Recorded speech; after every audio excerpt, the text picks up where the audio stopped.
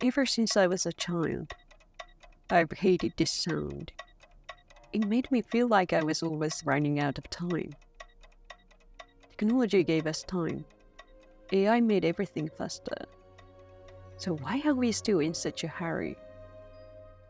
When I came back to Japan from London, I was exhausted from rushing. And then I met a potter in a remote village. He spent 3 months making clay, and if he's not satisfied after firing, he breaks it. In a world obsessed with speed, he does the complete opposite. I had to understand why. Why could he dedicate his entire life to perfecting one thing? What he taught me changed how I see time itself. This is deeper than you think. Hi, I'm Satomi Takayama, a Japanese artist based in London. On this channel, I share how I'm gathering inspiration for my creative work. When I came back to Japan, I decided to visit traditional craft workshops. The first place I headed to was a historic kiln tucked away in Fukuoka, in western Japan, a place where they make pottery called Takatoriyaki. The autumn leaves along the way were beautiful, and it was so quiet. When I arrived at Takatori-san's workshop, time seems to stop. This is Shunkei-san of Takatoriyaki. Takatoriyaki has over 400 years of history, dating back to the 17th century. The 17th century in Japan was the era of the samurai state, during the period of national isolation, while Europe was expanding overseas. The Takatori family has been making pottery ever since, passing down their craft for generations. Watching him work, I was wondering, the same shape over and over, today, tomorrow, for years, decades. And then I remember asking him about this at his exhibition in Tokyo. それでなんかやめたいと思ったこととかないわけですよね。ずっとこれをずっと。辛いんですけど、できた時はやっぱすごい喜びがあるというか、なんか突き詰めた先になんか待ってるものっていうのがある程度見えてるんで、まず親元から評価をいただいて、そこでさらに自信をつけ、で絶対的なそのろくろの技術の自信と、それがやっぱ自分にとってのすごい個性でもあるし、実力にもなってくるし、それを考えた時にすごいワクワクするんですよ。Have you heard the word Iemoto? To truly understand this, we need to grasp a unique system within Japanese traditional culture. In Japan, there is a system called the Iemoto system, basically a hereditary grandmaster system. Japanese traditional arts, tea ceremony, flower arrangement, no, and a lot of traditional performing arts. Many of these are rooted in the Iemoto system. Typically, each traditional art has several schools. The Iemoto embodies generations of refined aesthetics and mastery. Their judgment reflects centuries of tradition. So when the Iemoto recognizes something as beautiful, it's not just one person's opinion. Within that school, it becomes the standard everyone trains towards. And this system has supported Japanese traditional culture for hundreds of years. Japanese pottery, especially teawares, developed alongside the tea ceremony. In late warring stage Japan, tea utensils had the same value as land. They were something given as battle rivals instead of land. Later, Takatoriyaki was known for its advanced techniques in making them. That's why they were highly valued by feudal lords. And Takatoriyaki has been favored for generations by the Enshiru school of tea ceremony. For Takatori-san, being recognized by the current Iemoto of Enshiru, that, as he told me, is his most important goal. すごい。20点ぐらい持ってって、その中から4点、出してもいいよって言われたのがあったので。これ、お家元 NG だったら出さないってことですか？そうです。うわ。今回ようやくですよ。ようやく出せたっていう感じです。今回の？はい。初めて。本当に。今までだから茶入れをは出してない。作ってたけれども NG だったってことですか？ NG というかもう自分からもう無理だなっていう。見てももらってはいましたけど、他のよりも全然作るのが難しいってことですか？難しいです。難しい。だから小さいがゆえにってことですか？小さいというよりかは厚みですね。難しい。薄さ。この1.5 ミリぐらいの厚みで、そうですね。1回で作んなきゃいけないんで。でも逆に褒められた今、逆になんかこれを新しいことやりたいとかってあるんですか？もうとにかく今を。それに関してはもう家元の言う通り忠実にできるようにその技術をただただ磨いて。He say that Iemoto is typically very strict, but that's how the standards are maintained. でもそれがでもまあモチベーションになるみたいな感じですよね。これだって簡単に褒められちゃったら、それがじゃあ一番大きいんですか？高取さんにとって。こそ楽しいんだと思いますよ。Not being easily recognized becomes motivation. In a world where we want immediate praise and instant results, he said, it's fun because it's difficult. That's when I realized he enjoyed the process itself. But what does this dedication actually look like? When I arrived at his workshop, Takatori-san showed me around. As he guided me through, I was surprised again. Do you know what this is? ここは何なんですか？これは土を砕く水が先端に溜まってで水の重さでこうガタンってなるんですけど、ししおどしみたいな原理ですね。で根元の部分に土と杵と臼みたいなのがあると思うんですけど、あそこで戻る力を利用して土を砕く。どこに土を置くってことですか？ It's a precious machine. Only a few dozen remain across the country. This is a clay filtering area. It's where they remove impurities from the collected clay and create the clay body. They soak it in water, let it settle, and filter it again. Then they pass the filtered material through this machine to remove the water, and finally, it becomes workable clay. For this entire process, 3ヶ月。3ヶ月かかるんですか？ 3 months just to make the clay. 3 months. I was amazed to think they create their work with this level of dedication. And then the glaze. The beauty of Takatoriyaki lies in this secret glaze. 代々続いてい初代る。の頃からある釉薬で、基本はもう秘伝書っていうのが残ってて、見ました、それなんか書いてあるの。すごいかっこいい。秘伝書をもとに釉薬も調合して、で高取さん以外はもうじゃあ全然知らない、秘伝って言ってるぐらいだから誰も知らないんですか？代を継ぐときにその秘伝書が受け継がれるっていう。だから今父が大事に持ってます。Ibu Shunkei-san himself has never seen it in full. そうですよね。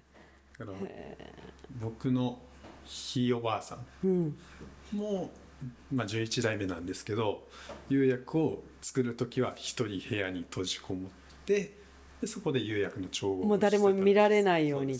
でお弟子さんとかはこそっと聞き耳を立てて、何を大体何倍入れたんだみたいなのを盗み聞きして、それで技術を盗んでたっていうふうに、中と外でなんかすごい駆け引きがあったらしいですけどね。わざとフェイクでなんか音をThe glaze of Takatoriyaki, called Seven Color Glaze, was so exquisite that those from other domains desperately wanted to obtain the secret.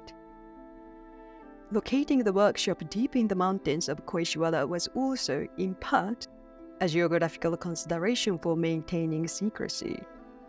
And even the raw material for this glaze, after obtaining them, he grinds them into powder himself. 長石の層がある場所があって、そこの一帯の原料をうちで保管してるんで、それを細かく砕いて粉末状にして、それもご自身で一からやるんですか？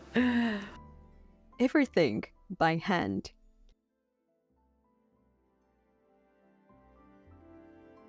And this is in Noborigama, the climbing kiln. Have you ever seen one in real やっ life? ぱ全部埋めて焼くってなると本当年に2回ぐらいしか。 Only twice a year, but after it collapsed in an earthquake, repairs haven't progressed as they'd hoped, so now he uses a different kiln in the back. And then Takatori-san said something that struck me. まあ基本の色もダメで形もダメだったらワイン捨てます。捨てちゃうんですか。捨てちゃう。もったいない。そこがまあ一番難しいんですけど、まあ楽しい部分でもあるんですよ。自分の想像を超えていくものもあるし。3 months to make the clay, grinding the secret glaze by hand, and even after firing, if he's not satisfied, he breaks it to preserve tradition without compromise. 陶芸家の方って本当に別に引退とかないですよね。そうですよね。どちらかというともう60ぐらいからようやくかなみたいな。そうなの。もう最初からそうだったんですか。いや最初は嫌ですよ。あ、そうなんですか。そうなんですか。嫌ですよ。やってき。3年目ぐらいからかな、チャイで作り出して、結構奥深いなっていうか。手の感覚も。This was a world completely detached from efficiency or profit. It was overwhelming. We live in an era where AI gives us answers instantly. The process is skipped. Only the result remains. And such technological innovation is truly wonderful in many situations. But at Takatori-san's workshop, I realized something. Iemoto's judgment isn't based on algorithm or data. It's human sensibility. And then that supports Japanese tradition. To be recognized by that sensibility, Takatori-san spends years, decades in this remote place, working with clay, working with fire, honing his craft. That uncertainty, not knowing when he will be recognized. That struggle, if a piece isn't satisfactory, he breaks it. That time, repeating the same movements every day. Humans take detours. We do wasteful things. We fail. But in that process, something human is born. In an era where various skills are becoming commoditized, but values remain. Unexpected discoveries in the process. Patience cultivated through struggle. Work that carries human warmth. That's the only value humans have, something AI cannot replicate. And Japanese craftspeople have long held a special dedication to mastering one thing, whether it's tea ceremony, flower arrangement, or sushi making. For me, returning to Japan and meeting these craftspeople right now, the biggest lesson is enjoying the process. If we can enjoy the process without rushing for results, we can focus on the present without rushing about time, without competing with others. When I thought about this, I felt lighter. At Takatori-san's workshop, there was no need to rush. The sound of wheel turning, the sound of water flowing, the sound of wind rustling through the trees. There was silence. Takatori-san wasn't rushing. He simply, quietly repeats the same thing every day. That is his life. And I found that so beautiful. When you hear the ticking of a clock, how do you feel? Getting results quickly isn't the only value. In an era where superficial success is so visible on social media, in an era where technology creates everything is in an instant, I believe doing things steadily and diligently like Takatori-san will become even more important. I've linked Takatori-san's Instagram and website in the description. The workshop was damaged in an earthquake, and repairs haven't progressed. They are also preserving a historic tea room and a shrine, all maintained by the family for generations. If you'd like to support them, you can purchase his work through the link below. Your support would really mean a lot. Right now, I'm traveling around Japan gathering inspiration. My plan is to compile these personal reflection and field notes into a visual journal or book in the future. I'll be sharing updates on this project through my newsletter, so please sign up from the link below. In the next video, I will share my visit to a Wagasa workshop, traditional umbrellas made in Kyoto. There were wonderful lessons there too, so don't miss it and subscribe to the channel. See you in the next one. Okay, so thank you for watching. So today's video, I filmed this over a year ago, when I just came back to Japan from London. I think at the time, my mind was still like rushing, and I was still a little bit stressed, even though I did a long trip to the south of France and Italy. And then visiting Takatori-san's kiln. Oh my god, and then you saw that beautiful workshop, right? Like being in the mountains and middle of nowhere, watching him work, touching clay. It just felt like innocent, like very peaceful. I just felt calm. It was really a special time for me. Yeah. And then also, I really wanted to ask you whether there's such the Iemoto system that exists in your country. I was just wondering, that is something that helps the Japanese culture, including Japanese craft, to be unique. Yeah, so I'd love to know, so please let me know in the comments. And actually, I was learning Enshiru tea ceremony directly from the Iemoto. It was because a daughter of his is my school friend, and she's one of my favorite friends in Japan. That's how I got introduced to Takatori-san.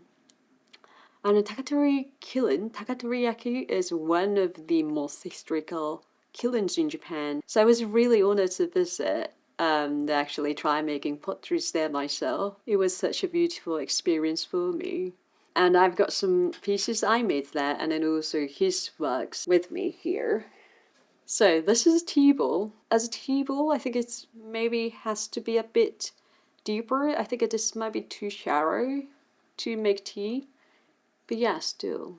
So this is the bowl that I made, and then he did the glazing part. But yeah, so still, it's nice, isn't it? So I would definitely make a matcha with this bowl. And then the next one. So this is what Takatori-san made. So this is called tokuri. Tokuri is like sake bottle for serving sake. I don't know if you can see it, but the glazing. Oh wow. It's like greenish gray, and look at this gorgeous gradation like around here. It's just so stunning. I like the shape too. And then the next one is like this is like another small bowl. So this part is like real silver, and then I love this like rough texture around here. Can you see that? It's beautiful. And and this one has a lobster I painted on it. And this piece is from my Venice series paintings. So I painted two plates. One, and so I have one, and then he has one. So only two pieces exist. But I probably should have painted a little bit darker, but anyway, I love it. Yeah, so I visited kilns in other countries too. I just love doing that, but I don't really feel the same feeling for some reason. Like Japanese pottery speaks to me in a different way, and I had no idea why. But Takatori-san gave me a hint to understand that. So what he said is that there are some like restrictions on what glaze you can use in each country. And then obviously, the clay you can get in each country is different. That might be the reason why I feel differently when I see Japanese potteries. I just love that like earthy feeling you get from Japanese potteries. And then I love its imperfections. And also the way nothing is like perfectly symmetrical. How the glaze is pulled unevenly. Like I feel perfection in imperfection, if that makes sense. It's like a human, Like that roughness and that irregularities. It just aligns with how I think and how I see beauty.